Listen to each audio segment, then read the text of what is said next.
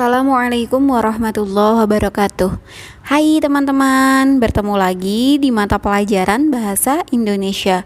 Pada pertemuan kali ini, kita masih akan mengulik mengenai GASUT atau gagasan utama. Kita akan bersama-sama menentukan gagasan utama. Teman-teman tentu masih ingat kan pada pertemuan sebelumnya, di mana sih letak gagasan utama? Yaps, letak gagasan utama ada pada kalut atau kalimat utama. Dan kalut ada pada 3 tempat, yaitu A, B, dan C. Awal atau deduktif, belakang atau induktif, dan C, campuran atau invariatif. Yuk kita bersama-sama menentukan gagasan utama. Nah, ini dia teks yang pertama. Ini merupakan contoh soal pilihan ganda ketika kita harus menentukan gasutnya. Coba kita bersama-sama cari gasutnya ya, mana sih yang benar, tapi di situ sudah saya tandain itu yang benar yang berwarna merah. Jadi kita buktikan dulu kenapa yang berwarna merah itu adalah jawaban yang tepat. Pertama-tama baca soalnya terlebih dahulu. Ingat tips mengerjakan soal bahasa Indonesia, terlebih dahulu teman-teman baca soalnya atau baca pertanyaannya. Gagasan utama paragraf tersebut adalah titik. Dan langkah kedua, teman-teman baca pilihan gandanya. Kebersihan telinga harus benar-benar dijaga. B. Jangan biarkan kotoran menumpuk di telinga. C. Kotoran di telinga bisa menimbulkan rasa sakit. Dan D. Telinga merupakan organ tubuh yang amat penting. Kenapa sih kita harus baca soal dan jawabannya terlebih dahulu? Karena agar kalian tidak dua kali membaca teksnya. Jadi ketika kita sudah membaca pertanyaannya dan mengingat pilihan jawabannya, ketika kita membaca teks dan menemukan kata kunci dari pertanyaan itu, kita langsung bisa, oh ini dia jawabannya gitu. Oke teman-teman. Kemudian langkah ketiga adalah membaca teksnya. Telinga merupakan salah satu bagian tubuh yang harus benar-benar dijaga kebersihannya. Kotoran yang dibiarkan menumpuk di telinga dapat memengaruhi kualitas pendengaran seseorang. Selain itu, jika kotoran di telinga tidak segera dibersihkan, kotoran tersebut akan menjadi keras dan menimbulkan rasa sakit. Nah, jawaban yang A ini ada pada awal paragraf atau deduktif. Coba pembuktiannya mana sih? Masih ingat ciri-cirinya enggak? Yang ada di awal itu apa aja sih ciri-cirinya? Yang pertama terdapat repetisi atau pengulangan. Ternyata benar saja di teks tersebut terdapat pengulangan, yaitu pada kata telinga tuh. Oke, sudah menemukannya ya. Wah, berarti terbukti nih bahwa ini gasutnya adalah A, yaitu kebersihan telinga harus benar-benar dijaga. Yang kalutnya kan berarti telinga merupakan salah satu bagian tubuh yang harus benar-benar dijaga kebersihannya. Gasutnya kebersihan telinga harus benar-benar dijaga. Oke, kita lanjut pada contoh yang kedua. Pelajaran bahasa Indonesia ini memang secara tidak langsung mengajari kita agar terbiasa membaca. Lihat saja di depan teman-teman sudah terpampang nyata satu paragraf agak panjang dan teman-teman harus membacanya.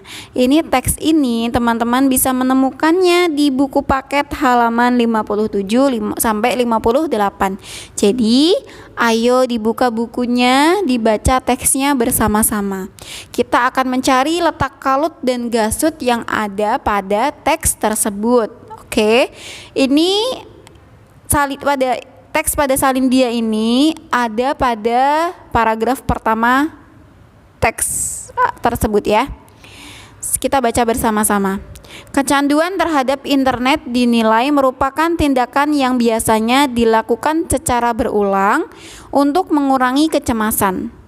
Untuk menghilangkan kecemasan tersebut, seseorang mencari pelampiasan dengan memanfaatkan internet untuk bermain game online. Anak-anak pun lebih banyak menghabiskan waktu dengan bermain game online. Namun, terlalu sering bermain game online dapat mengganggu kehidupan dan menyebabkan stres pada keluarga, teman, dan lingkungan sekitar. Hal ini disebabkan jarangnya seseorang berinteraksi dengan orang lain secara langsung. Ayo, di mana sih letak kalutnya? Yaps, jika teman-teman memperhatikan itu yang berwarna merah itu merupakan kalutnya. Kenapa? Teman-teman juga bisa menemukan yang saya tandain berwarna merah lagi di kalimat setelahnya atau pada kalimat penjelas. Ingat, kalimat penjelas itu berarti kalimat kedua sampai seterusnya ya. Itu namanya kalimat penjelas. Kalian bisa menemukan repetisi pada kata kecemasan. Kecemasan ada pada awal kalimat, ya, di akhir kalimat itu mengurangi kecemasan. Kemudian direpetisi pada kalimat kedua, dan ada kata rujukan berupa tersebut. Kemudian ada repetisi lagi, yaitu internet. Jadi ini merupakan paragraf deduktif. Kenapa paragraf deduktif? Karena kalimat utamanya ada di awal paragraf. Lalu apa sih gasutnya? Gasutnya adalah kecanduan internet merupakan tindakan yang dilakukan secara berulang untuk mengurangi kecemasan. Hayo, siapa sih yang udah kecanduan game online? Semoga teman-teman tidak sampai pada tahap itu ya. Kita sewajarnya saja bermain game. Ayo kita berpindah ke teks selanjutnya. Halo, apakah teman-teman masih menyimak? Semoga masih menyimak ya.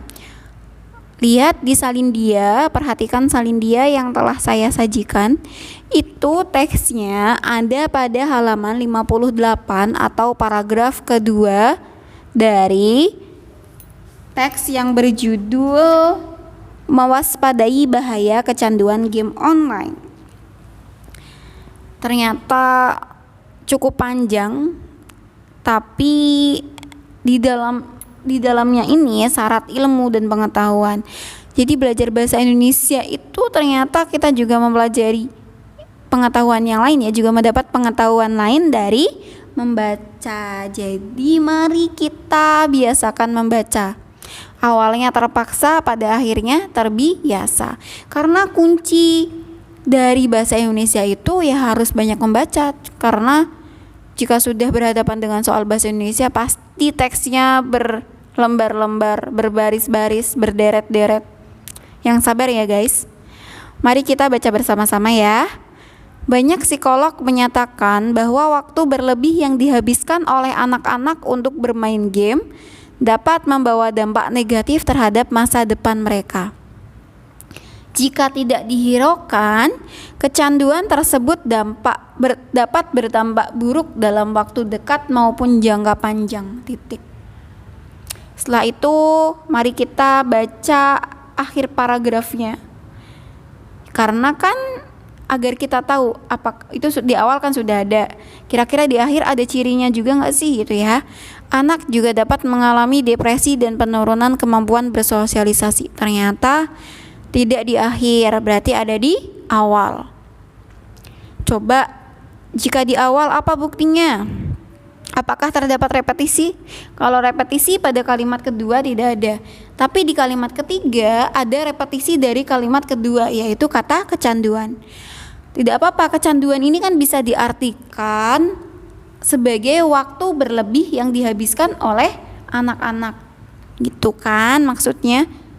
Kemudian tapi di sini di kalimat kedua itu ada kata tersebut atau ada kata rujukan. Wah, udah jelas ini mah. Udah jelas ini kalutnya ada di awal paragraf atau termasuk paragraf deduktif. Nah, sekarang kita tinggal tentukan gagasan utamanya.